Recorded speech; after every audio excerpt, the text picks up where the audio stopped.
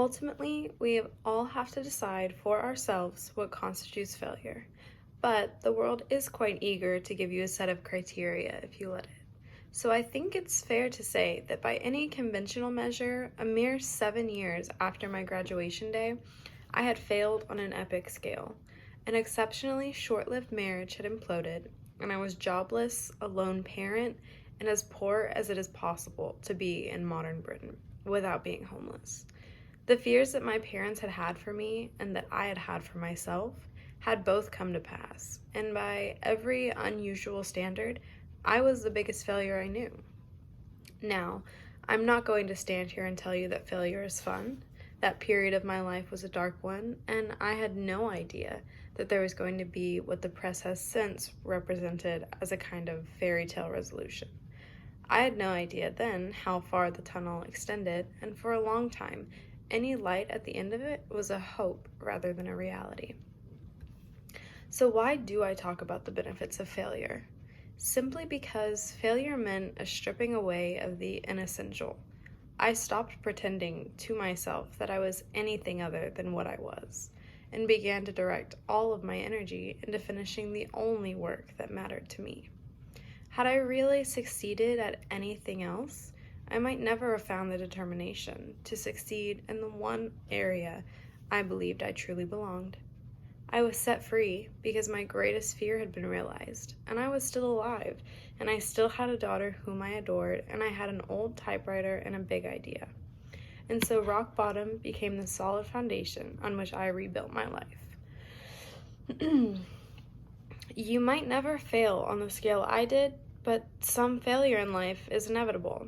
It is impossible to live without failing at something unless you live so cautiously that you might as well not have lived at all, in which case you fail by default. Failure gave me an inner security that I had never attained by passing examinations. Failure taught me things about myself that I could have learned no other way. I discovered that I had a strong will and more discipline than I had suspected. I also found that I had friends whose value was truly above the price of rubies.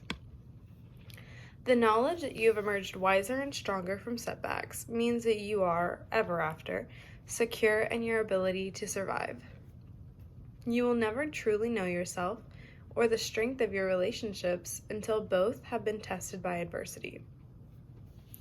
Such knowledge is a true gift, for all that it is painfully won, and it has been worth more than any qualification I ever earned. So given a time turner, I would tell my 21-year-old self that personal happiness lies in knowing that life is not a checklist of acquisition or achievement. Your qualifications, your CV, are not your life, though you will meet many people of my age and older who confuse the two. Life is difficult and complicated and beyond anyone's total control, and the humility to know that will enable you to survive its vicissitudes.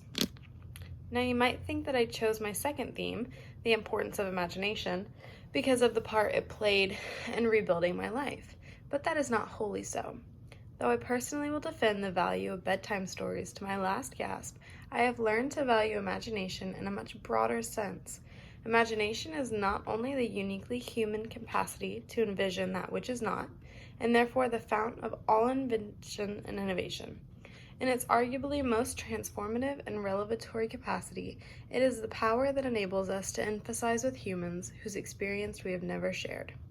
One of the greatest formative experiences of my life preceded Harry Potter, though it informed me much of what I subsequently wrote in those books.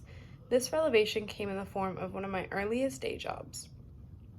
There in my little office, I read hastily scribbled letters smuggled out of totalitarian regimes by men and women who were risking imprisonment to inform the outside world of what was happening to them.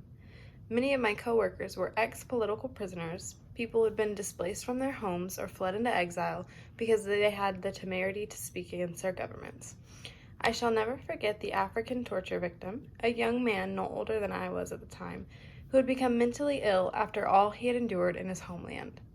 And as long as I shall live, I remember walking along an empty corridor and suddenly hearing a scream of pain I have never heard since.